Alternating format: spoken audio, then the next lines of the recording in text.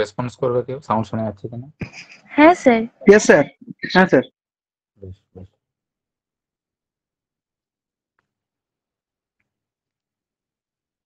আজকে আমরা আলোচনা করব বলেছিলাম যে গেজেট নোটিফিকেশন যা বেরিয়েছে বা অ্যাডভার্টাইজমেন্ট যা বেরিয়েছে 31 তারিখ বলেছিলাম যে আমরা রাত্রি 8:30টার সময় আলোচনা করব।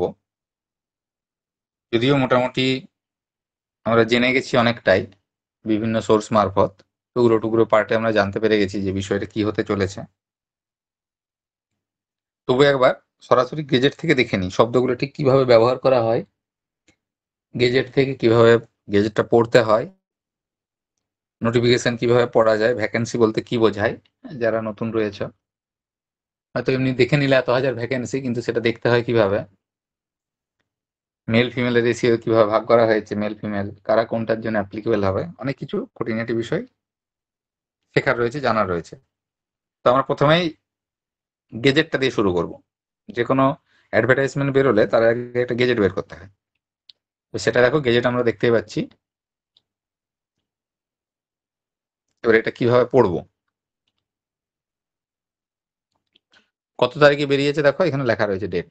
যে গেজেটটা পাবলিশ হয় তার ডেট দেওয়া থাকবে 29শে মে, এটা প্রকাশিত হয়েছে বৃহস্পতিবার। ঠিক আছে, এবার প্রথম বেশ কয়েকটি পাতায়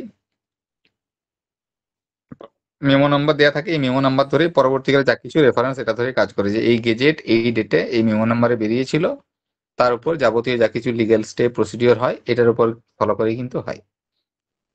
প্রথম দিকগুলো আমাদের বিরাট কিছু পড়ার থাকে না, রোল, শর্ট টাইটেল, ডেফিনেশন, কোনটাকে কি বলে, অ্যাক্ট মানে কি, অ্যাসিস্ট্যান্ট টিচার শব্দের অর্থ কি, অ্যাপয়েন্টমেন্ট অথরিটি মানে কি, এই সমস্ত করে বোর্ড বলতে কি বোঝায়, ক্যাটেগরি বলতে কি বোঝায়, এই সমস্ত ডেফিনেশন দেয়া আছে। এগুলো সব লিগ্যাল টার্ম।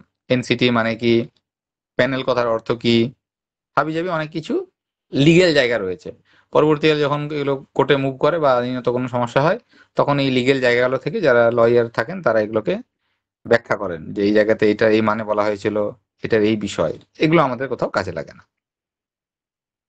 এই ওয়েবসাইট মানে কি, ভ্যাকেন্সি মানে কি, দেখতে হচ্ছে সবকিছু দেওয়া রয়েছে।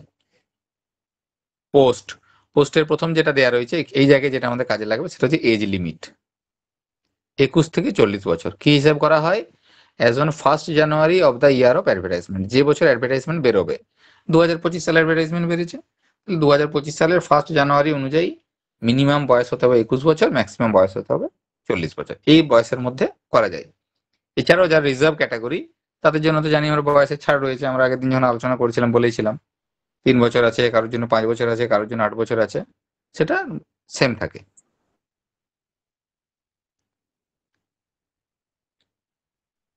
ডিসকোয়ালিফিকেশন কখন হবে না, কেউ যদি কোর্ট দ্বারা কনভিক্টেড হয় বা সে সিটিজেন অফ ইন্ডিয়া না হয় তাহলে তা হবে না। এগুলো আমাদের ক্ষেত্রে প্রযোজ্য নয়, ফলে এই জায়গাগুলো আমরা পড়ি না, এগুলো আমাদের সেভাবে কাজে লাগে না। এখানে অনেক কিছু ছোট ছোট ব্যাপার রয়েছে আর কি, যে সিলেকশন টেস্ট হবে, হ্যাঁ, ইন্টারভিউ বোর্ডে কিভাবে কনস্টিটিউট করা হবে তার প্রসেস সব কিছু দেওয়ার আছে, মেরিট প্যানেল কি করে প্রসেস করা হবে, খুঁটিয়ে খুঁটিয়ে খুঁটিয়ে খুঁটিয়ে পড়লে অনেক কিছু পড়ার আছে, কিন্তু আমাদের এই মুহূর্তে এগুলো কিছু কাজে লাগবে না।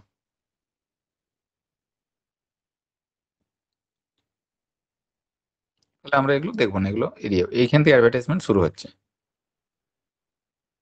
কমিশনের ওয়েবসাইটে বলা আছে যে প্রোফর্ম অফ অ্যাডভার্টাইজমেন্ট দেওয়া থাকবে, আমরা সেটা পেয়ে গেছি অ্যাডভার্টাইজমেন্ট।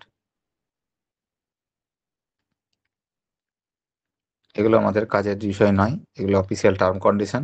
14 পাতা নোটিফিকেশন, এত আমাদের লাগছে না, সময় করে পড়বে তোমরা চাইলে। এই যে মাঝে মাঝে হয় না যে প্যানেলটার ভ্যালিডিটি কতদিন থাকে, কেউ বলে প্যানেলের ভ্যালিডিটি এক্সপায়ার করে গেছে, পরিষ্কার এখানে বলা আছে ভ্যালিডিটিটা। Each panel and waiting list shall remain valid for 1 year. কোথা থেকে 1 year? From the date of the first counselling, প্রথম যেদিন কাউন্সিলিং হবে সেই দিন থেকে 1 বছর পর্যন্ত সে প্যানেলটা থাকে। ফলে যাবতীয় যা কিছু লিগ্যাল প্রসিডিওর কিন্তু 1 বছরের মধ্যেই করতে হয়। প্যানেলের যদি মেয়াদ উত্তীর্ণ হয়ে যায় তারপর কিন্তু আর কিছু করা যায় না।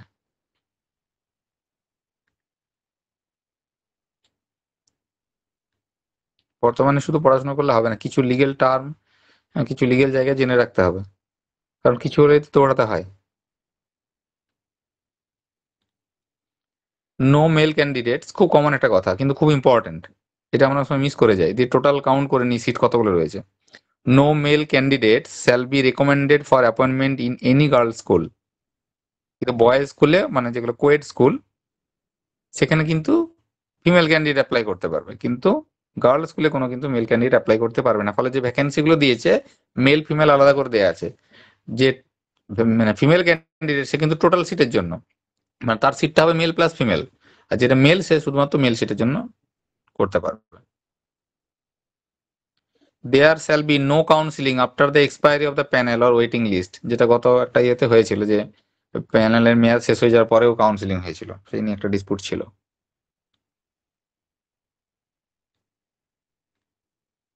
ইনভ্যালিড দরকার নেই, ওএমআর এর ব্যাপার বলা আছে।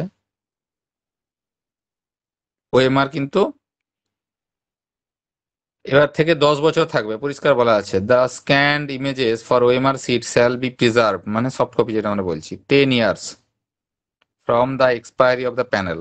তার মানে ফার্স্ট যেদিন কাউন্সিলিং হলো সেই কাউন্সিলিং থেকে 1 বছর পর্যন্ত প্যানেলের মেয়াদ, সেই প্যানেলের মেয়াদ যেদিন শেষ হচ্ছে সেই ডেট থেকে আরো 10 বছর পর্যন্ত কিন্তু ওএমআর স্ক্যান কপি রাখা হবে।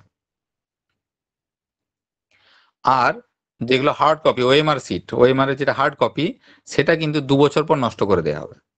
তার মানে 2 বছর পর্যন্ত সেটা রাখা হবে, সেটাও কিন্তু প্যানেলের মেয়াদের পর থেকে, মানে কাউন্সিলিং এর ডেট থেকে 3 বছর। কাউন্সিলিং এর ডেট থেকে 3 বছর থাকা হবে হার্ড কপি, আর 11 বছর থাকবে soft copy.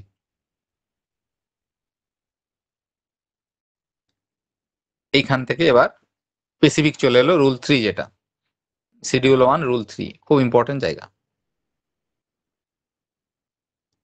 Educational qualification including professional qualification. Professional qualification মানে আমরা জানি বিএড, আর এডুকেশনাল কোয়ালিফিকেশন মানে গ্র্যাজুয়েশন মাস্টার ডিগ্রি এগুলো যেগুলো রয়েছে আমাদের সেগুলোকে বলা হয় এডুকেশনাল কোয়ালিফিকেশন। আর প্রফেশনাল কোয়ালিফিকেশন হচ্ছে আমাদের ট্রেনিংটা, বিএডটা। এটা 9-10 এর জন্য বলা আছে যে কি কোয়ালিফিকেশন থাকবে। এজ আমরা আগেই পেয়েছি 21 থেকে 40, সেটা এখানে দেওয়া রয়েছে। এবার যারা রিজার্ভ ক্যাটাগরি তারা তো বয়সের ছাড় সেই অনুপাতে পাবে। ক্যান্ডিডেটকে অবশ্যই সিটিজেন অফ ইন্ডিয়া হতে হবে, এগুলো আমাদের সকলের জন্য একই হবে, দেখার কিছু নেই। এইখানটায় দেখো বলা আছে on or before the last date of receiving online application. ভালো করে এই জায়গাটা পড়বে, আমরা বারে বারে প্রশ্ন করে ছেলেমেয়েরা যে স্যার আমি 23-25 ব্যাচ, আমি কি দিতে পারবো? এই যে প্রশ্নটা মনের মধ্যে ঘুরপাক খাচ্ছিল যারা 23-25, আমি প্রথম দিনেই কিন্তু বলে দিয়েছিলাম যে 23-25 বসতে পারবে না, কারণ তোমাদের তো রেজাল্ট বেরোচ্ছে না। এখানে পরিষ্কার বলেছে on or before the last date. Last date of online application কখন আমাদের? জুলাই মাসে। তাহলে জুলাই মাসে যে ডেটে আমার লাস্ট অ্যাপ্লিকেশনের ডেট অনলাইন অ্যাপ্লিকেশনের কত, 14 তারিখ, 14ই জুলাই যে আমার লাস্ট ডেট করা আছে সেই ডেটের সেই ডেটে অথবা তার আগে তোমার বিএড রেজাল্টটা বেরোতে হবে। On or before the last date of receiving online application he or she must possess the minimum qualification as prescribed by NCT for assistant teachers of class 9 and 10. Minimum কোয়ালিফিকেশনে বলা আছে যে গ্র্যাজুয়েশনে থাকতে হবে এবং সেখানে 50% মার্কস থাকতে হবে, অথবা পোস্ট গ্রাজুয়েট ডিগ্রি থাকতে হবে, তার সাথে বিএড মাস্ট, এটাই মিনিমাম কোয়ালিফিকেশন। তাহলে সেটা কিন্তু ওই লাস্ট ডেট অফ অ্যাপ্লিকেশন মানে 14ই জুলাইয়ের মধ্যে কমপ্লিট থাকতে হবে। 14ই জুলাইয়ের মধ্যে আইদার মাস্টার ডিগ্রি রেজাল্ট বেরিয়ে গেলে সে অ্যাপ্লাই, তা বিএড এ যদি রেজাল্ট বেরিয়ে গেছে যাদের যাদের তারা অ্যাপ্লাই করতে পারবে। ফলে যাদের অ্যাপিয়ারিং রয়ে গেল, রেজাল্ট ডিউ রয়ে গেল, তারা কিন্তু অ্যাপ্লাই করতে পারছেন না। 14ই জুলাই কিন্তু আমাদের লাস্ট ডেট এবছর অ্যাপ্লাই করার। সেই দিনের মধ্যে যা রিকোয়ারমেন্ট রয়েছে মিনিমাম কোয়ালিফিকেশন, সেটা যারা যারা কমপ্লিট করতে পারবে তারাই শুধুমাত্র পরীক্ষার জন্য অ্যাপ্লাই করতে পারবে। আশা করি এই জায়গাটা বুঝিয়েছে, তাহলে অ্যাপিয়ারিং এর গল্প কিন্তু রইল না। গ্র্যাজুয়েশনে বলা আছে অথবা পোস্ট গ্র্যাজুয়েশনে বলা আছে 50% মার্কস, হ্যাঁ, আইদার ইন গ্র্যাজুয়েশন আর পোস্ট গ্র্যাজুয়েশন। তো গ্র্যাজুয়েশন অথবা পোস্ট গ্র্যাজুয়েশনে 50% মার্কস কিন্তু থাকতে হবে, পরিষ্কার বলা আছে। তার সাথে কি থাকবে? ব্যাচেলার অফ এডুকেশন মানে বিএড ডিগ্রি থাকবে। এই যে এই জায়গায় বলা আছে from a national council for teacher education recognised institution. পরবর্তীকালে তোমাদের কলেজ থেকে কিন্তু একটা এনসিটি রিকগনিশন লেটার নিতে হবে, প্রত্যেকে নিতে হয়। যারা বিএড করে নিয়েছে জানো, তারা যারা করছো তারাও পরে পাবে। কলেজ থেকে এরকম একটা রিকগনিশন সার্টিফিকেট নিতে হবে তোমাদেরকে যে আমার প্রতিষ্ঠানটা এনসিটি রিকগনাইজড, সেটা লাগে। বেশ, আর এখানে কিছু নেই। এবার বাকি প্রচুর টার্ম কন্ডিশন। 11-12 কি বলা আছে? ওটা হলো 9-10, এবার 11-12 এর জন্য ওই একই কথা, on or before last date তাকে মিনিমাম কোয়ালিফিকেশন রাখতেই হবে। বয়সও তাই 21 থেকে 40। এগুলি গেজেটে বলা আছে। এক্ষেত্রে কিন্তু পোস্ট গ্রাজুয়েট অ্যাটলিস্ট 50% মার্কস। যখন আমরা 9-10 অ্যাপ্লাই করবো তখন আমার গ্র্যাজুয়েশনে 50% থাকতে হবে অথবা মাস্টার ডিগ্রিতে 50% থাকতে হবে, আইদার গ্র্যাজুয়েশন অথবা মাস্টার ডিগ্রি। যখন 11-12 জন্য অ্যাপ্লাই করবো তখন আমার মাস্টার ডিগ্রিতে 50% থাকতেই হবে এবং তার সাথে ব্যাচেলার অফ এডুকেশন ডিগ্রি থাকতে হবে, কমপ্লিট থাকতে হবে।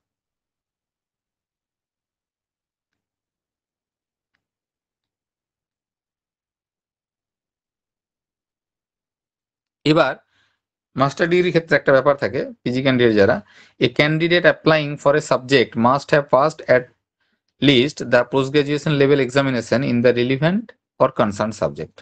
রেলিভেন্ট অর কনসার্ন সাবজেক্ট, এই জায়গাতে অনেকগুলো টার্ম কন্ডিশন চলে আসে। রেলিভেন্ট অ্যান্ড কনসার্ন সাবজেক্ট, যেমন ধরো অনেকে এমএড করে থাকে, সে কিন্তু এডুকেশনে মাস্টার ডিগ্রিতে বসতে পারে 11-12, কারণ ওটা রেলিভেন্ট হয়ে যাচ্ছে ওর সাথে। এরকম কিছু কিছু সাবজেক্টে রেলিভেন্স রয়েছে যে এই সাবজেক্টটা থাকলে এই সাবজেক্টটা দিয়ে মাস্টার ডিগ্রি দেওয়া যায়, সেগুলো কিছু টার্ম কন্ডিশন রয়েছে, সেই জন্য শব্দটা ব্যবহার করা হচ্ছে রেলিভেন্ট বা অথবা কনসার্ন। কনসার্ন সাবজেক্ট মানে তুমি বাংলার লোক, বাংলাতে মাস্টার ডিগ্রি করেছো, বাংলাতে 11-12 পরীক্ষা দিচ্ছ, সেটা কনসার্ন সাবজেক্ট। রেলিভেন্ট সাবজেক্টও কিছু কিছু ক্ষেত্রে হয়, যেমন আমি বললাম এডুকেশনের ক্ষেত্রে এমএ ইন এডুকেশন না থাকলেও এডুকেশনে বসা যায় যদি তার এমএ ডিগ্রি থাকে, সেটা হচ্ছে রেলিভেন্ট হয়ে গেল। এবার আপার প্রাইমারি।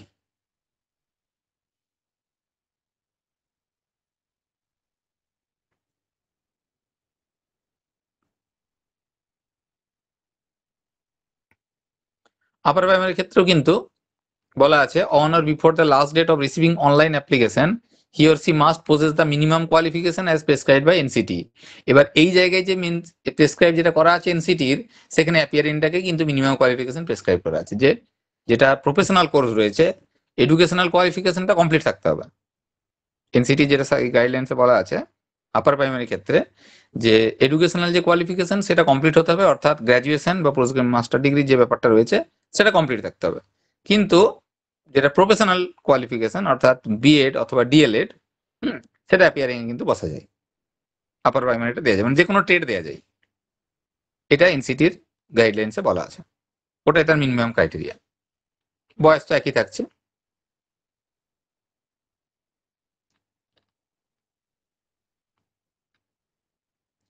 এবার শিডিউল 1 কমপ্লিট, শিডিউল 2 তে কিভাবে এক্সাম হবে, সিলেকশন প্রসিডিওর কিভাবে থাকবে 9-10 এর জন্য। না 9-10 একটা রিটেন এক্সাম হবে 60 নাম্বারের, 60 মার্কসের একটা রিটেন এক্সাম হবে।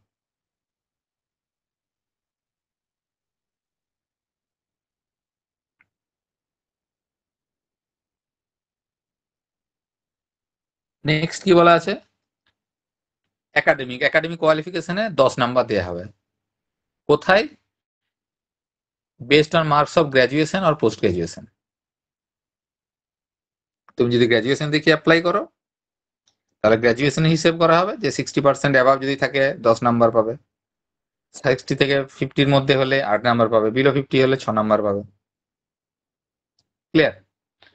এবার যদি কেউ পোস্ট গ্রাজুয়েট দেখাও তাহলে তার পোস্ট গ্রাজুয়েটের ক্ষেত্রে ক্যালকুলেশন হবে।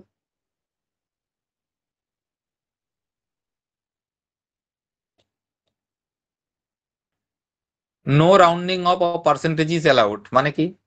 ধরো কারোর আছে যে 49.58, আমরা বলে দিলাম 5-এর ঘর পেরিয়ে গেছে মানে ওটা 50%, না ধরা হবে না। এখানে পরিষ্কার বলে দিয়েছি, কিন্তু রাউন্ডিং অফ করা যাবে না। No rounding off percentage is allowed, অর্থাৎ যার 49.8 রয়েছে বা 49.9 রয়েছে, আমরা 5 পেরিয়ে গেলে সাধারণত পরেরটা রাউন্ড অফ করে ধরে দিই, হবে না। ওটা পার্সেন্টেজেই থেকে যাবে, রাউন্ডিং অফ হবে না, ফলে সে কিন্তু 50-তে অ্যালাউ হচ্ছে না। এই জন্য এখানে পরিষ্কার বলে দিয়েছি। প্রায়র টিচিং এক্সপিরিয়েন্স, যেটা নিয়ে এখন সব থেকে বেশি বিতর্কিত জায়গা, এটা তো গেজেটে বেরিয়েছে, এখন কিছু করার নেই, যদি পরবর্তীকালে লিগ্যাল স্টেপ জানিয়ে হবে সেটাই দাঁড়াবে, এটা আমাদের চিন্তারও কারণ নেই কিছু। ওরাল ইন্টারভিউ 10 নাম্বারের, ওরাল ইন্টারভিউ এবং লেকচার ডেমনস্ট্রেশন, মানে পড়িয়ে দেখাতে হবে। ডেমনস্ট্রেশন 10 নাম্বার দিয়েছে, যেটা আমাদের ফাইনাল টিচিং আমরা করি, যেটা আমরা করি ফাইনাল টিচিং এ, সেই টিচিং ডেমনস্ট্রেশন কিন্তু 10 নাম্বারে রেখেছে। আর ইন্টারভিউর জন্য রাখা আছে 10 নাম্বার, এক্সপিরিয়েন্সে 10 নাম্বার। তাহলে ওখানে 60 হলো, তাই তো? হিসেব কি হলো? এখানে 60 নাম্বার হলো। 10 number educational qualification 70, experience 10, 80, oral interview 10 90 আর লেকচার ডেমনস্ট্রেশন 100 নাম্বার কমপ্লিট হয়ে গেল। একই রকম ভাবে 11 12 সেম প্রসেসই বলা আছে। দেখো ওএমআর বেস্টের জন্য 60 নাম্বার রিটেন নিজের সাবজেক্টে এমসিকিউ, 10 নাম্বার এডুকেশনাল কোয়ালিফিকেশন, এক্ষেত্রে মাস্টার ডিগ্রি। 11 12 মানে মাস্টার ডিগ্রির ব্যাপার। এখানেও same, teaching experience 10 marks, oral interview 10 marks, lecture demonstration 10 marks, মানে এটাও 100। 9 10 11 12 স্ট্রাকচার সেম রয়েছে। এবার আপার প্রাইমারি, এখানে কিন্তু একটু ভালো করে দেখতে হবে কি বলেছে। Selection to the post of assistant teacher for upper primary level, দেখো বোল্ড করে দিয়েছে, of classes shall be made on the basis of marks obtained on academic score. 1 নম্বর কথা, একাডেমিক স্কোরে কত আছে তোমার। 2 নম্বর টেট ওয়েটেজ। ওয়েটেজ শব্দটা খেয়াল করবে, আমি বোঝাচ্ছি একটু পরে। টেট ওয়েটেজ বলেছে marks in written examination, marks in oral interview, marks for lecture demonstration, marks for prior teaching experiences. অনেকগুলো পার্ট কিন্তু হয়ে গেল, দেখো ভালো করে, অনেকগুলো জায়গা হলো না। একটা হচ্ছে একাডেমিক স্কোরের উপর, 2 নাম্বার টেট ওয়েটেজের উপর, 3 নাম্বার রিটেন এক্সামের উপর, 4 নাম্বার তারপর ওরাল ইন্টারভিউ হবে, 5 নাম্বারে ডেমনস্ট্রেশন হবে, 6 নাম্বারে এক্সপিরিয়েন্সে যাদের থাকবে তারা পাবে। এই এতগুলো ক্যালকুলেশন করে তবে গিয়ে আপার প্রাইমারির ফাইনাল মেরিট লিস্ট টাঙানো হবে। একাডেমিক সেম রয়েছে যে 60% অর অ্যাবাভ গ্র্যাজুয়েশনের ক্ষেত্রে।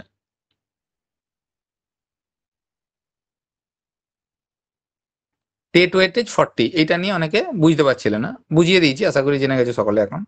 এই ওয়েটেজ বলতে বোঝাচ্ছে যে 150টাকে ধরবে 40, 150-এর মধ্যে তুমি যেটা পাবে সেটা 40 হিসাবে হলে কত হয়, সেই অনুপাতে নাম্বারটা তোমার সেইভাবে বের করা হবে। ওখানে হয়তো দেখা গেল তুমি 115 পেয়েছো, তাহলে 40-এ তোমার স্কোর কত হচ্ছে, অঙ্কের হিসাব, সহজ হিসাব, সেই হিসাবে ক্যালকুলেশন করে বের করা হবে যে তোমার ওয়েটেজ কত।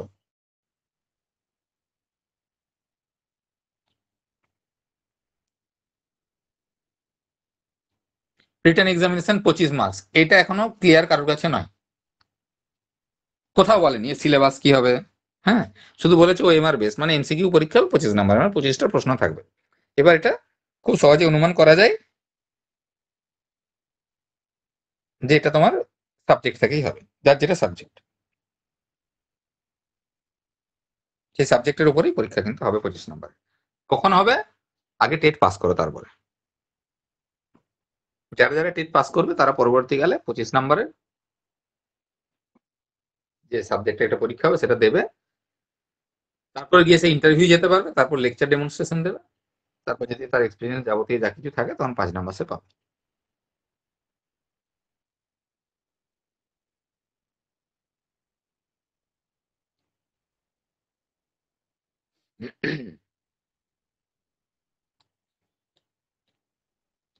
এবার আবার অনেক কিছু লিগেল টার্ম কন্ডিশন বলা আছে, এগুলো আমাদের কাজে লাগবে না কিছু, বাস 14 পাতা শেষ। এই হলো গেজেট জিনিস, এটিকে বলা হয় গেজেট। এই গেজেট গেজেট করে কদিন ধরে সবাই মাথা খারাপ করছিল, কি গেজেট বেরোবে, কি গেজেট বেরোবে, কি গেজেট বেরোবে। এই 14 পাতার যে পিডিএফটা বেরিয়েছে এটাকে বলা হয় গেজেট, এটা গেজেট নোটিফিকেশন, আইনের একটা খসড়া বলতে পারো। এবার এটার উপর, এই গেজেট নোটিফিকেশনটার উপর বেস করে, এই যে মেমো নাম্বারটা দেখলে, এই গেজেট নোটিফিকেশনটার উপর বেস করে এবার অ্যাডভার্টাইজমেন্ট বেরোবে। এর পরের স্টেপ হচ্ছে অ্যাডভার্টাইজমেন্ট। প্রথম বেরোয় গেজেট, তারপরে হবে অ্যাডভার্টাইজমেন্ট। নেক্সট স্টেপ দেখাচ্ছি, দেখতে পাচ্ছ, এই হলো কি আমাদের গেজেট। গেজেট থেকে চলে এলো অ্যাডভার্টাইজমেন্ট, এটাকে আমরা বলি অ্যাডভার্টাইজমেন্ট বেরিয়েছে। এরও একটা মেমো নাম্বার আছে, ওটা কোন ডেটে ছিল দেখেছিলে ভালো করে, কোন ডেটে ছিল বলো তো। 29। হ্যাঁ, এবার 29 তারিখ গেজেট বেরিয়েছে, তাহলে তার পরের দিনে বেরোচ্ছে নোটিফিকেশন, দেখো মেমো নাম্বার দিয়ে দিল, তার পরের ডেটে দেখো নোটিফিকেশন বেরিয়েছে। তাহলে ওই গেজেটের উপর বেস করে এই নোটিফিকেশনটা বেরোচ্ছে, ঠিক পরের ডেটে 30 তারিখ।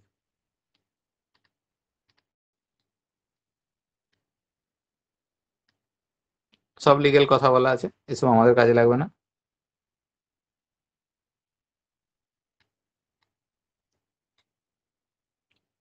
গেজেট থেকে এখানেও কিছু শব্দ তুলে দিয়েছে যে মেল ক্যান্ডিডেটরা করতে পারবে না, পে স্কেল কি হবে, এইসব লাগবে না আমাদের। এই দেখো ডেট, শিডিউল একটা ডেট দিয়েছে, যেমন অনলাইন অ্যাপ্লিকেশন শুরু হবে 16 জুন থেকে, বিকেল 5টা থেকে শুরু হবে, 14 জুলাই বিকেল 5টায় শেষ হয়ে যাবে। তার মানে 14 জুলাই বিকেল 5টার মধ্যে আমার কোয়ালিফিকেশন কমপ্লিট করতে হবে। বিএড রেজাল্ট বলো, কারো যদি মাস্টার ডিগ্রি ডিউ থেকে মাস্টার রেজাল্ট যদি বেরিয়ে যায়, সে অ্যাপ্লাই করতে পারবে। সেদিনই বিকেল পর্যন্ত টাকা কাটানো যাবে, 14 জুলাই বিকেল, সেটা রাত 12টা পর্যন্ত টাকা কাটানো যাবে 14 তারিখ। ফিজ অনলাইনে পে করতে হবে। বলে দিয়েছে যে first week of September, tentative বলে দিয়েছে ফার্স্ট উইক অফ সেপ্টেম্বর। দেখো এখানে বলেছে পরীক্ষা হবে ফার্স্ট উইক অফ সেপ্টেম্বর, অথবা আগস্টের লাস্ট উইকে হয়ে যেতে পারে, সেরকম ডেট মানে ফাঁকা দেখা যাচ্ছে আর কি, আগস্ট লাস্ট উইকে মনে হয় হবে। ওগুলো একটু এদিক ওদিক চেঞ্জ হয়ে যায়, টেন্টেটিভ ডেট বলে। অ্যাডমিট কার্ড তো ওয়েবসাইটে দিয়ে দেওয়া হবে কতদিন, 7 দিন আগে, অ্যাটলিস্ট মানে 7-10 দিন আগেই দেয়। পরীক্ষা 7 দিন আগে দেবে সেন্টারটা জানার জন্য। যারা জেনারেল ক্যান্ডিডেট, ওবিসি ক্যান্ডিডেট 500 টাকা, ওবিসিদের আলাদা করে ছাড় কিছু নেই। দেখো দুটোই, তুমি অ্যাসিস্ট্যান্ট টিচার 9-10-ও দিতে পারবে, 11-12 দিতে পারবে, তোমাকে আলাদা আলাদা ফর্ম ফিল আপ করতে হবে। একবার 500 দিয়ে 9-10 করবে, আবার একবার 500 দিয়ে 11-12 করবে। আর যারা reserve category SC ST PH এর মধ্যে রয়েছে, তাদের একটু কম টম নেবে আর কি, এই ব্যাপার। Question paper will be set, একজন জিজ্ঞেস করছিল কোন ভার্সনে প্রশ্ন থাকবে, ইন ইংলিশ অ্যান্ড বেঙ্গলি। কিন্তু যদি ল্যাঙ্গুয়েজ পেপার হয়, যেমন ধরো বাংলা স্টুডেন্ট, তার তো আর ইংলিশ ভার্সনে প্রশ্ন দেবে না। যে ইংলিশের স্টুডেন্ট তারা বাংলা ভার্সনে প্রশ্ন দেবে না। বাকি সাবজেক্টের ক্ষেত্রে ইংলিশ বাংলা দুটোরই প্রশ্ন হবে।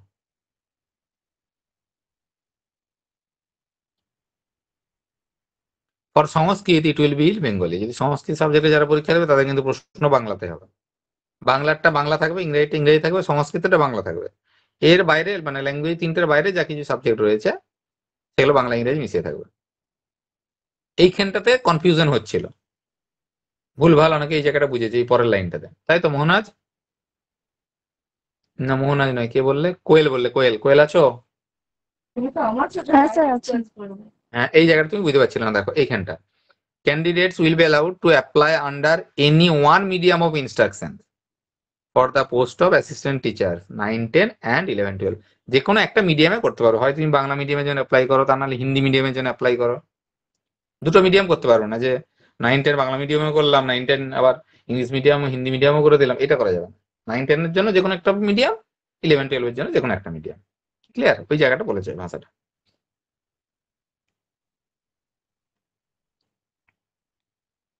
এবার বাকি প্যানেলের যে নিয়ম টিয়ম বলেছে, আমাদের কাজে কিছু লাগবে না। ভ্যালিডিটি অফ প্যানেল আমরা শুনিয়ে নিয়েছি, ফার্স্ট ডেট অফ কাউন্সিলিং থেকে থাকবে সেটা 1 ইয়ার পর্যন্ত। এবার ভ্যাকেন্সি পজিশন, ভ্যাকেন্সির আলাদা স্টেটমেন্ট দেওয়া থাকে। এলিজিবিলিটি অলরেডি আমরা গেজেটে পেয়ে গেছি, সেই কথা এখানে বলা আছে, গেজেটে যা পেয়েছি সেইটাকে আবার গেজেট থেকে তুলে দেওয়া হয়েছে এখানে কোয়ালিফিকেশনটা। 9-10 এর জন্য একরকম, এইখানে আবার পরিষ্কার করে এবার দিয়েছে দেখো, relaxation of 5% marks in educational qualification will be allowed in case of reserve category. যেটা ওখানে বলছিলেন, ওখানে নিয়মটা শুধু বলে রেখে দিয়েছিল, এখানে বলেছে 5% মার্কসের রিল্যাক্সেশন দেওয়া হবে। অর্থাৎ যদি বলা হয় 9-10 এর ক্ষেত্রে যে গ্র্যাজুয়েশনে বা পোস্ট গ্র্যাজুয়েশনে 50% থাকতেই হবে, তাদের জন্য, জেনারেলদের জন্য। যারা রিজার্ভ ক্যাটাগরি মানে SC ST OBC, তাদের জন্য কিন্তু 45% মার্কস। ক্লিয়ার? পরিষ্কার বলে দিয়েছে, relaxation of 5% marks in educational qualification will be allowed in case of reserve candidate.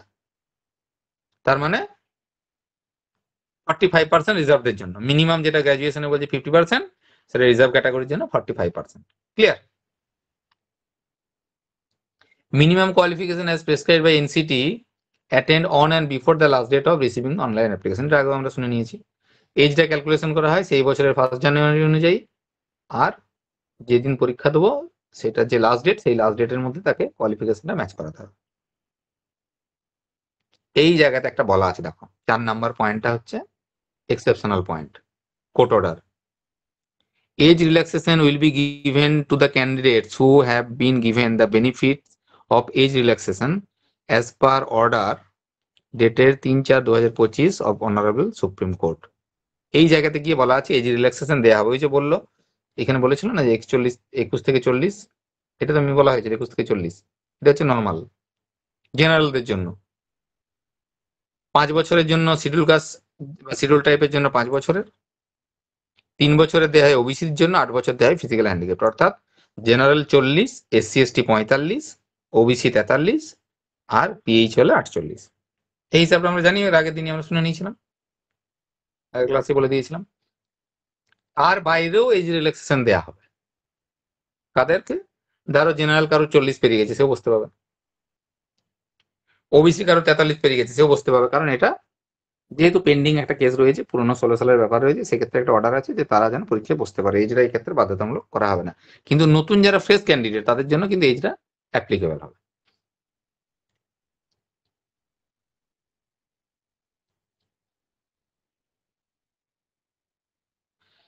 Provided further that a person who comes under more than one category shall be eligible for only one benefit of relaxation. অনেকে দুটো ক্যাটাগরিতে চলে আসতে পারে, সেক্ষেত্রে একটা বেনিফিটই কিন্তু সে পাবে। তাহলে এগুলো অনেক রকম টার্ম কন্ডিশন ছোট ছোট ঢুকে থাকে, এগুলো আমাদের মাথা খারাপ করার দরকার নেই। 11-12 এর ক্ষেত্রেও সেম রয়েছে, ওই কথাই বলা আছে, নতুন কিছু বলা নেই। 11-12 তাই বলা আছে, এখানেও 5% রিল্যাক্সেশন পাবে।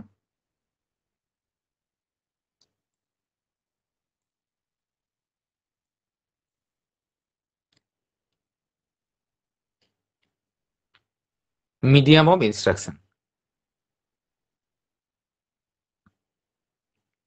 বাংলা, ইংলিশ, হিন্দি, নেপালি, উড়িয়া, সাঁওতাল অনেকগুলো রয়েছে, যে কোনো মিডিয়াম ইনস্ট্রাকশন নিয়ে যেতে পারে। আমাদের জেনে লাভ নেই, আমরা বাংলার লোক, বাংলাতে সবকিছু হবে।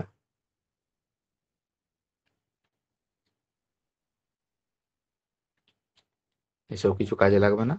আর এইখানটা একটু টেন্টেটিভ একটা শিডিউল শর্ট করে দিয়েছে, পুরো যেটা বড় করে দেওয়া ছিল ওটাই ছোট করে দিয়েছে। জিস্ট করা যে 16 তারিখ থেকে শুরু হবে সোমবার, ঠিক সোমবারই আবার 14 তারিখ শেষ হয়ে যাবে জুলাইয়ের, সেদিনই লাস্ট ডেট।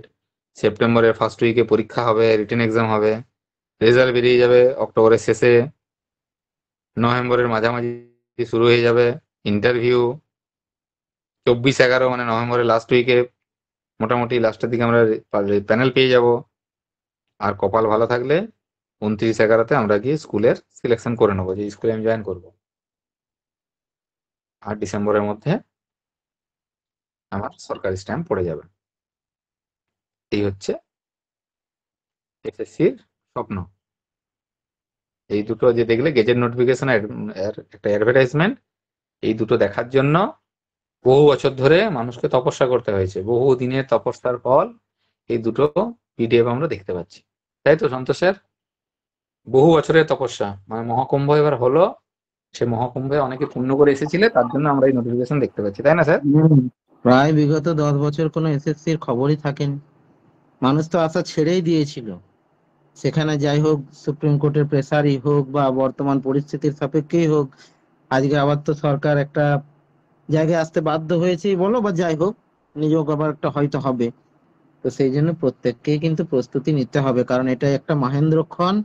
এই ক্ষণ ওই সত্যি করে কুম্ভ মেলার মতো ওই 12 বছর পর, বা হয়তো আরো বেশি 144 বছর পরেও হতে পারে। সেই আছে। শান্তনু স্যার লাস্ট তো কখন দেখেছিলেন মনে আছে ডেট, এরকম ছবি? হ্যাঁ, এই যখন যেতাম আর কি অফলাইনে। হ্যাঁ, তখন একবার গেজেট বেরিয়েছিল, হ্যাঁ, তো সেটা তখন পুরো একবার সত্য বেরিয়েছিল। হয়নি। দেখবে আমার ইউটিউব, যারা আছো ইউটিউবে গেছো তো, ইউটিউবে দেখবে একটা এরকম একটা গেজেটের ভিডিও বানানো আছে 20-21 সাল করে। তখন একবার বেরিয়েছিল নতুন গেজেট, তার অনেক টার্ম কন্ডিশন, পিটি হবে, এই হবে, সেই হবে। হ্যাঁ, শান্তনু স্যার ছিলেন তখন, উনি দেখেছিলেন। সেই সময় আমাদের ব্যাচও শুরু হয়ে গেছিল, পিটির ক্লাসও চলছিল। কিন্তু এই গেজেটে যা পিটি তুলে দিয়েছে, শুধু সাবজেক্টটাকে রেখেছে। তখন একটা নিয়োগও হয়েছিল, সাঁওতালি মিডিয়ামের একটা পরীক্ষা হয়েও গিয়েছিল ওই নতুন গেজেট অনুযায়ী। তখন আমরা ভাবলাম যে আবার এসএসসি রানিং হলো, কিন্তু আর হলো না। এবার যেটা দেখতে হয়, ভ্যাকেন্সি আমার কি রয়েছে, ভ্যাকেন্সি কিভাবে দেখবো সেটা একটু দেখিয়ে দিই। কিভাবে দেখতে হবে ভ্যাকেন্সি, না এখানে দেখো, ওই যে কোয়েলের কনফিউশন হচ্ছিল মিডিয়াম নিয়ে। এই দেখো, Bengali medium, English medium, Hindi medium, Nepali medium, Oriya medium, Telugu medium, Urdu medium, আমরা তো খবরই রাখি না এত কিছু। এতগুলো মিডিয়ামে পরীক্ষা হয় এসএসসি,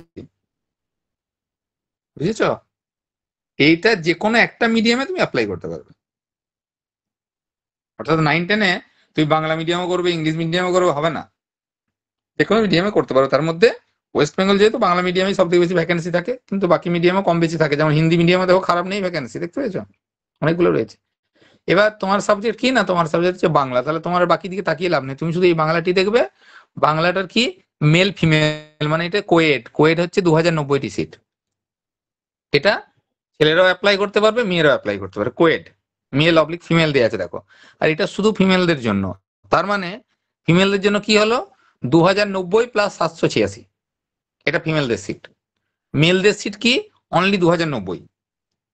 এটার মধ্যে মেল ফিমেল মিশে আছে, মানে মেলরা শুধুমাত্র 2090টির জন্য লড়াই করবে, মহিলারা কি করবে 2090 প্লাস 786 তার জন্য লড়াই করবে।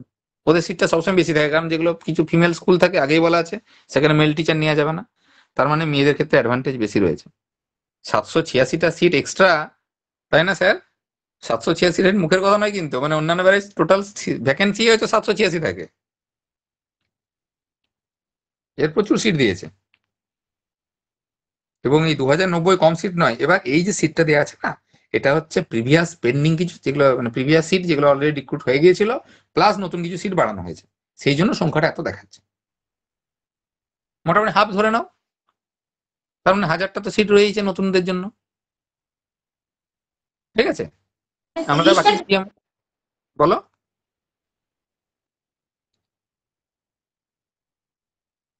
হ্যাঁ, ইংলিশে যারা রয়েছে দেখো, সিট কিন্তু কম নেই গ্রাজুয়েশনে, 2078 সিট। মোটামুটি বাংলার মতোই চলছে দেখো। বাংলা ইংরেজি একদম কাছাকাছি রয়েছে। হিন্দি, উর্দু, সাঁওতালি এগুলো নিয়ে আমাদের খুব বেশি নয়। কে একজন সাঁওতালি নিয়ে একটা প্রশ্ন করছিল আমাকে, কে যেন ছিলে, রয়েছ? সাঁওতালি নিয়ে কি একটা প্রশ্ন করছিল আমাকে, নামটা মনে পড়ছে না। দীপালি, দীপালি, দীপালি আছো? তুমি সাঁওতালি নিয়ে প্রশ্ন করছিলে। দেখো সাঁওতালিতে কিন্তু বাংলা মিডিয়ামে সিট কিছু নেই। বাংলা মিডিয়ামের জন্য এর কোনো সিট নেই, কোনো মিডিয়ামে সিট নেই। দেখো এই তো একদম ফাঁকা, এর কোনো সিট নেই, দেখো কোথাও কোনো সিট নেই। তোমরা 9-10 অ্যাপ্লাই করতে পারবে না সাঁওতালি মিডিয়ামের জন্য। নেপালি, উড়িয়া, তেলেগু আমাদের এসব লাগে না। ম্যাথামেটিক্স দেখো, ম্যাথামেটিক্সে প্রচুর সিট, ছেলে পাওয়া যাবে না মনে এত। 2347, শুধু মেয়েদের জন্য 1100 সিট, আরো বেশি। তার মানে যোগ করলে সব থেকে বেশি সিট কিন্তু তোমার হচ্ছে ম্যাথামেটিক্সে রয়েছে, নাকি না আরো রয়েছে? ফিজিক্যাল সায়েন্সেও রয়েছে দেখি। হ্যাঁ, ফিজিক্যাল সায়েন্সেও প্রচুর সিট রয়েছে, লাইফ সায়েন্সেও প্রচুর রয়েছে। তিনটেতেই সায়েন্সে দেখো, mathematics, life science, physical science, প্রচুর প্রচুর সিট। আমি তো বলবো ওই মোহনাজ, তোমরা এক কাজ করবে, ওই লাইফ সায়েন্সটাতে বেশি করে অ্যাপ্লাই করবে। 11-12 বেশি ফোকাস না করে আমার মনে হয় তোমাদের গ্র্যাজুয়েশনে লাইফ সায়েন্সে ফোকাস করাটাই বেটার এই অল্প সময়ের জন্য। মোহনাজ, শোনা যাচ্ছে কথা? হ্যাঁ স্যার, শুনতে পাচ্ছি। স্যার নিউট্রিশনে অনেক কম ভ্যাকেন্সি দেখলাম। হ্যাঁ, ওটা 11-12 মাথা খারাপ করার দরকার নেই, তোমরা ফোকাস করো লাইফ সায়েন্সের জন্য। দেখো কত সিট, দেখো 2498, মানে 2500, দুটো কম 2500 সিট, 2500 সিট, প্লাস এদিকে আবার 938টা সিট তোমার জন্য রাখা আছে। চাকরি হবেই হবে, মানে খুব সুন্দর লাইফ সায়েন্সে পড়ো, প্রচুর সিট রয়েছে লাইফ সায়েন্সে। ফিজিক্যাল সায়েন্সও দেখো প্রচুর সিট, এদিকে 2700, আবার এদিকে 1000, মানে প্রায় 39 সিট আছে এদিক ওদিক করে। হুম, ইতিহাসেও কম নয়, ইতিহাসে একটু তুলনামূলক অন্যদের থেকে কম, কিন্তু ইতিহাস সাবজেক্ট হিসেবে সংখ্যা কম নয় কিন্তু। জিওগ্রাফি দেখো ভালো টেনেছে। ফলে এবার সিট কিন্তু প্রচুর, এত এত সিট হতো না, মানে দেখা গেছে হয়তো এই 440টা না, এটাই হয়তো সব থেকে টোটাল সিট জিওগ্রাফির, এমনটা হতো আগে। এত সিট কিন্তু থাকে না। এবছর যেহেতু দুটো ক্যাটাগরি দাঁড়িয়ে গেছে, ডেপুটেড আর ফ্রেশার, সেই জন্য এত সিট দেওয়া রয়েছে। মোটামুটি অর্ধেকগুলো আমরা পাবো ধরে নিতে পারি ফ্রেশারদের জন্য, যা আছে তার অর্ধেক। সেই হিসাবে সংখ্যাটা কিন্তু কম নাই। এইভাবে আমাদের দেখতে হয়। এবার এইগুলো আমরা দেখবো না, English medium, Hindi medium, Nepali দেখবো না। যদি কোনো স্টুডেন্ট ইংলিশ মিডিয়ামে পড়াশোনা করে থাকো, ইংলিশ মিডিয়াম থেকে তার পড়াশোনা করেছে, সমস্ত ডিগ্রি অর্জন করেছে, তখন সে ইংলিশ মিডিয়ামে, তা নাহলে আমাদের এগুলো কাজে লাগে না। এই হয়ে গেল 9-10 সিট দেখা। আরেকটা রয়েছে, সেটা হচ্ছে 11-12, সেটা আবার এটা হচ্ছে তোমার 11-12 ভ্যাকেন্সি দেওয়া আছে। এখানে সাবজেক্ট স্ট্রেন্থ একটু বেশি, অনেক সাবজেক্ট নতুন চলে আসে, যেটা 11-12 গিয়ে আমরা পাই না। আর্ট, সায়েন্স, কমার্স, এখানে প্রচুর সাবজেক্টের ভেরিয়েশন। এত মিডিয়াম দেখবো না, এক্ষেত্রে আমাদের লক্ষ্য থাকবে বাংলা মিডিয়ামে। ইন্দ্রনীল বলো। হ্যাঁ স্যার, হ্যালো। বলো। হ্যালো। হ্যাঁ স্যার, বলছি যে আমার এক বন্ধুর একটা কোয়ারি ছিল। ওটা মানে স্যার মানে 9-10-এ যদি দিতে চায়, যে পাস সাবজেক্ট আর স্যার অনার্স সাবজেক্ট দুটো মিলে যদি তার 50% হয়, সে কি দিতে পারবে? মানে তার অনার্সে স্যার অনার্সটা বুঝেছি। একটু বেশি। হ্যাঁ, বুঝতে পেরেছি। দেখো, নোটিফিকেশনে কোথাও বলা নেই পাস মিলে না অনার্স ছাড়া, কোথাও পরিষ্কার করে বলা নেই, ঠিক আছে? কিন্তু হ্যাঁ স্যার। সেন্ট্রালে যেটা করা হয়, আইদার অনার্স দেখাতে পারে অথবা অনার্স প্লাস পাস দেখাতে পারে, দুটোই অপশনই থাকে, যেটাতে তার অ্যামাউন্ট বেটার হবে। আচ্ছা ম্যাক্সিমাম স্যার, ক্ষেত্রে অনার্স হয় কি, প্লাস অনার্সের নাম্বারটা বেশি থাকে, পাস কোর্স গুলো কেউ খেটে খুটে পড়ে না, ওই জন্য পাস কোর্সের নাম্বার গুলো কমে যায়, দুটো মেশাতে গেলে 50 নিচে নেমে যায়। অনার্স দেখিয়ে করবে, 800-র মধ্যে ক্যালকুলেশন দেখাবে। হ্যাঁ না স্যার, মানে হয়েছে দেখি, মানে স্যার ওর না স্যার অনার্সটা একটু, মানে ও জিওলজিতে অনার্স নিয়েছে, আর হুম পাশে ফিজিক্স আর ম্যাথ ছিল। হুম এবার ও 9-10-এ বসতে চাইছে, এবার ও ফিজিক্সে বসতে চাইছে, মানে ফিজিক্যাল সায়েন্সে বসতে চাইছে। হুম। সেক্ষেত্রে ওর পাশের নাম্বারটা স্যার যদি মানে 600-র মধ্যে হয় তাহলে আসছে না, কিন্তু অনার্সের নাম্বারটা যদি যোগ করে তাহলে সেক্ষেত্রে ওর 50% অ্যাবাভ হয়ে যাচ্ছে। ওই জন্য স্যার মানে কনফিউজ আছে। না, ও পাস কোর্সে যদি বসতে যায়, ওকে তো পাস অ্যাড করতেই হবে। হ্যাঁ মানে, হ্যাঁ স্যার, ও মানে যদি পাস মানে কোর্সের অনার্স প্লাস সাবজেক্টে পাস। এসএসসি দেবো বলে, ও যদি পাস কোর্সের হ্যাঁ। সাবজেক্টে এসএসসি দেবো বলে, সেক্ষেত্রে ওকে মানে অনার্সটাকে বাদ দিয়ে কিছু করা যাবে না। ভালো করে বোঝো, হ্যাঁ শুধু স্যার। পাস কোর্স দেখে কোনো নাম্বার হবে না। আইদার আচ্ছা অনার্স আচ্ছা। প্লাস পাস দেখাতে পারে অথবা শুধু অনার্স দেখাতে পারে, কিন্তু শুধু পাসটা দেখাতে পারবে না। না না স্যার, মানে ওটাই, মানে ওর অনার্স প্লাস পাস হুম মিলে 50% অ্যাবাভ হয়ে যাচ্ছে। হুম, তাহলে তো অসুবিধা কিছু তাহলে নেই। স্যার হ্যাঁ স্যার, আরেকটা কথা স্যার, ওই যে যখন যোগ হুম, করবে স্যার নাম্বার গুলো, তখন কি স্যার এই কম্পালসারি যেটা বাংলা আর ইংরেজি হতো ওই নাম্বারটাকে যোগ করে একদম ধরতে হবে, না ওটা বাদ দিতে হবে? একদম 1550 সব ধরে দেবে, 1550-এর মধ্যে বের আচ্ছা, করে দেবে। মানে বাংলা ইংরেজিটাও ধরে দিতে হবে, তাই তো স্যার? একদম, এই বাংলা, ইংরেজি, এনভায়রনমেন্টাল সায়েন্স 50 নাম্বার আছে, সব ধরে দেবে, দিয়ে 1550 হয় দেখবে। 800 অনার্স, 600 পাস কোর্স, 50 আচ্ছা নাম্বার আচ্ছা। কম্পালসারি বাংলা, 50 নাম্বার কম্পালসারি ইংরেজি, হ্যাঁ। 50 নাম্বার কম্পালসারি ইভিএস, টোটাল 1550। ও একদম আচ্ছা। টোটাল 1550-এ ক্যালকুলেশন করে দেবে, আর কোথাও আটকাবে না। ওকে ওকে ওকে, থ্যাংক ইউ। এইটাই করে হুম। স্যার।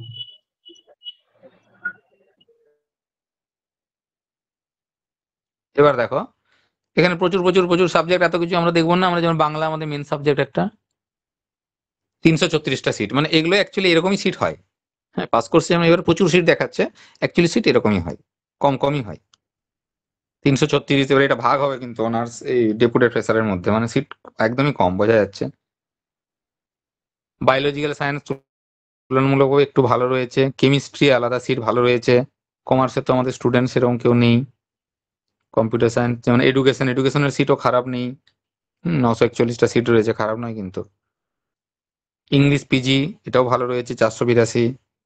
এনভায়রনমেন্ট কম রয়েছে, জিওগ্রাফি তুলনামূলকভাবে একটু কম আছে এখানে। শিউলি, হ্যাঁ শিউলি স্যার। এডুকেশন, বলো। স্যার বলছি, বাংলা পাস কোর্সে থাকলে, বাংলা 50% নাম্বার থাকলে আমি 9-10-এর জন্য অ্যাপ্লাই করতে পারবো? হ্যাঁ,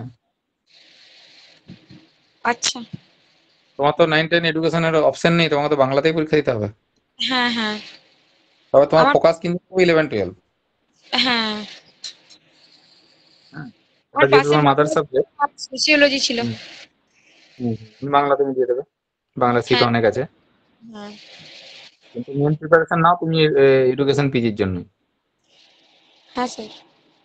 নিজের সাবজেক্ট, ওটা স্ট্রেংথটা বেশি থাকবে, তোমার ডেপথটা বেশি থাকবে। হ্যাঁ, ঠিক আছে। হুম। আচ্ছা, হিন্দি দেখবো না, ইতিহাসে 430, এটাও ভালো সিট আছে, কিন্তু পাস কোর্সের তুলনায় দেখো অনেক কম। ম্যাথামেটিক্স কিন্তু সব জায়গাতেই সিট বেশি, মানে ছেলে বেশি পাওয়া যায় না ম্যাথামেটিক্সে। এই তো এবছর আমাদের যেমন বিএডে পেলামই না, ম্যাথের ছেলেই পেলাম না কাউকে, ম্যাথামেটিক্সে বিএড করতে আসে না আর। নিউট্রিশন নিয়ে তোমরা বলছিলে, নিউট্রিশনের সিট কিন্তু একদম সামান্য, 222, ভাগ হয়ে যাবে সেটাও আবার। ফলে লাইফ সায়েন্সটাই তোমরা প্রেফারেবল করে ওর দিকটাই প্রিপারেশন নাও, আমার মনে হয় ওটাই ভালো হবে। ফিলোসফি অনেকগুলো সিট আছে, অনার্সে ফিলোসফি যারা রয়েছে ভালো হবে। অল সায়েন্স দেখো, অল সায়েন্স সব থেকে বেশি সিট 1108। ফিজিক্সও রয়েছে। সায়েন্সের ছেলেদের ভালো, কারণ সায়েন্সের ছেলে এখন বেশি পাওয়া যায় না, ওই জন্য সিটগুলো রয়েছে। কিন্তু দেখো এইদিকে দেখো ফিজিওলজি আর ওইসব দেখতে গেলে ওইসব সিট কিন্তু একদম কমে গেছে।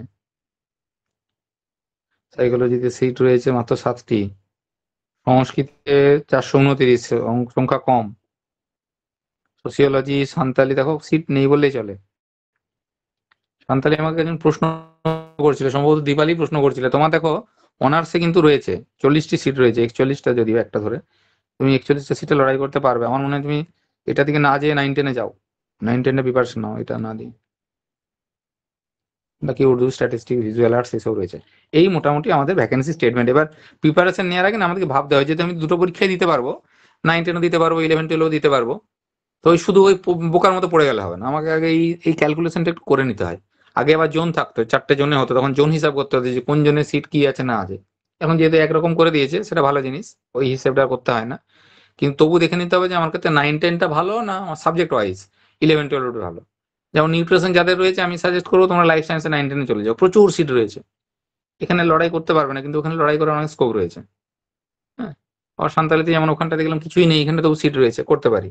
এইভাবে একটু হিসাব করে নিতে হয়, ক্যালকুলেশন করে নিতে হয়। বা যারা ফিমেল ক্যান্ডিডেট তাদের দেখে নিতে হয় যে কোথায় ফিমেলের সিটটা একটু বেশি দিয়েছে, কোন ক্যাটাগরিতে। মনীষা? হ্যাঁ স্যার, আমি বাংলা অনার্স করেছি, বিএডও হয়ে গেছে। তা আমার ক্ষেত্রে কোনটা মানে ইয়ে হবে? বাংলাতেই তো, মানে 9-10 হ্যাঁ, না 11? না বাংলা তো 9-10 প্রচুর সিট রয়েছে, আবার 11-12 তুলনামূলকভাবে কম রয়েছে, তাহলে ফোকাসটা 9-10-এই বেশি করবো। পরীক্ষা দুটোই আচ্ছা দেবো, কিন্তু একটা আচ্ছা। ফোকাস থাকে, তো ফোকাসটা সাজেস্ট করছি 9-10-এর জন্য, কারণ 9-10-এ বাংলায় তো প্রচুর সিট আমরা দেখেছিলাম। ওখানে হুম। দেখেছিলাম 2090 প্লাস 786, আচ্ছা। মানে প্রচুর সিট। 2100, 2090 মানে প্রায় 2100, আবার এদিকে 700, প্রায় 2200-এর মতো সিট আছে। 2200 হুম। কেন, ভুল হচ্ছে, 2100 আর 700 মানে 2800 দিকে চলে যাচ্ছে। আচ্ছা। তাহলে 2800 সিটে লড়াই করাটা সুবিধাজনক। আর এখানে মাত্র 336 আর 52, ওই 400-র মধ্যে ধরি, 400 সিটের হ্যাঁ লড়াই, আর এখানে 2800 সিটের লড়াই। হ্যাঁ হ্যাঁ, ওটাতে একটু nine, আমার মনে হয়, এবং হ্যাঁ। কম সময় প্রিপারেশনের ক্ষেত্রে 9-10টাই বেটার। 11-এর সিলেবাসটাও তো অনেকটা টাফ, অনেকটা হুম, লেন্দি। তাহলে একদম। 3 মাসের ক্ষেত্রে প্রেফারেবল থাকবে ওটা। পরীক্ষা দুটোই দেবো, কিন্তু প্রেফারেবল থাকবে, আমার ফোকাসটা থাকবে ওটা। আচ্ছা এইভাবে আচ্ছা প্রেপার। আচ্ছা। বনশ্রী?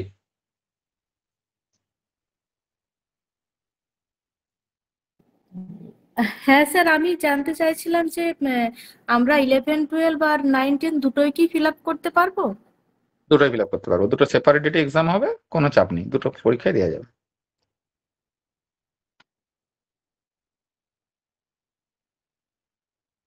আচ্ছা স্যার। হুম, হুম। গতবারও আমার দুটো ডেট হয়েছিল, একটা ডেটগুলো মনে আছে আমার, মনে হয় 27 তারিখ, একটা 4 তারিখ, এরকম কিছু হয়েছিল না স্যার?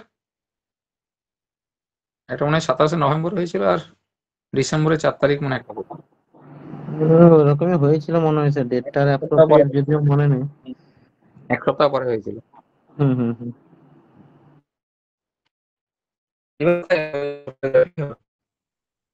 কোথায় কিন্তু একটা দেখছিলাম যে 31 আগস্টে ফেলেছে, দেখলাম দুটো পরীক্ষা হবে তো, একটা ডেট 31 আগস্ট ফেলছিল। সে 1 মিনিট, আমি ক্যালেন্ডারটা দেখি আগস্টের 31, এটা কি আছে, বারবার ডেট দেখাচ্ছে চারিদিকে। ও, আগস্টে 31 তারিখ সানডে আছে, তার মানে যদি একটা 31 তারিখে পড়ে আগস্টের, আর একটা পড়বে সেপ্টেম্বরের 7 তারিখ, বুঝেছো? ওই জন্য ডেটটা এইভাবে দেখাচ্ছে। একটা টেন্টেটিভ কিন্তু একটা, তারপর 9-10টা আগস্টের 31 হতে পারে, সেপ্টেম্বরের 7 হতে পারে, 11-12 মোটামুটি এইরকম অনুমান করা যাচ্ছে। রোববার ধরেই হয়তো পরীক্ষা, হয় 31/7 হবে অথবা 7/14 হবে, এর বাইরে ডেট পেশ হবে না কিন্তু, হয় 31/7 অথবা 7/14। বেশ, আর কোনো প্রশ্ন আছে তোমাদের, বলো। মোটামুটি যারা একদম নতুন, ধরো একটু শিখলে, মানে ওই গেজেট কি জিনিস, আমি ওই জন্য একটু আলোচনা করে দিলাম। এমনি তো খবর তো সবই পেয়ে গেছো মোটামুটি তোমরা, তো ওই ভ্যাকেন্সি কিভাবে দেখানো উচিত, গেজেট কিভাবে পড়তে হয়, কোনটার সাথে কিভাবে সম্পর্কিত, একটু ধারণা আশা করি ক্লিয়ার করাতে পারলাম।